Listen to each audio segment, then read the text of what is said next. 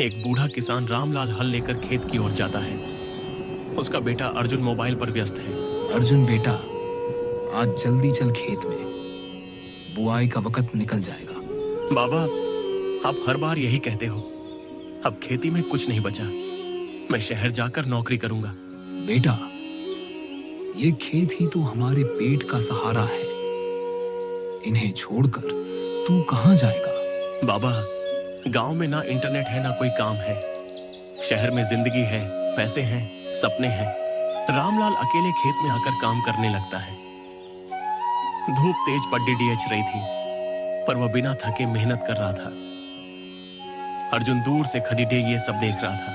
रामलाल खुद मन ही मन में बोल रहा था कि बूढ़े हाथों में अब भी दम है, लेकिन दिल चाहता है कि बेटा इस मिट्टी को समझे।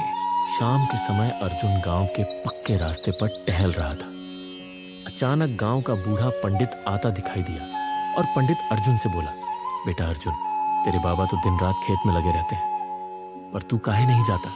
पंडित जी, अब खेती में क्या रखा है?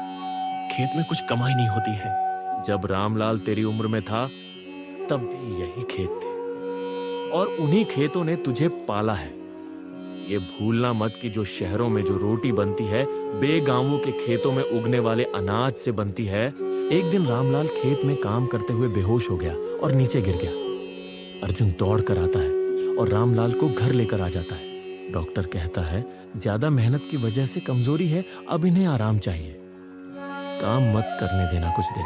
अर्जुन के आंखों में आंसू आ गए और मन ही मन रोने लगा। मैंने कभी सोचा ही नहीं बाबा इतने अकेले हो गए थे। अगली सुबह अर्जुन खेत में काम करने लगता है। रामलाल खाट पर बैठा देख रहा है। उसकी आंखों में गर्व और सुकून है। बेटा, तू शहर नहीं गया? बाबा, अब मैं समझ गया हूँ, असली जिंदगी तो इसी मिट्टी में है। अब तू समझा है बेटा, खेत सोना उगलते हैं, बस उसे सींचने वाला दिल चाहिए। पिता और बेटा मिलकर खेत में एक साथ काम करने लगते हैं। रामलाल मन ही मन कहता है कि बेटा, अगर साथ हो तो मिट्टी भी फूल बन जाती है। किसान कभी अकेला नहीं होता जब उसकी मेहनत समझने वाला हो।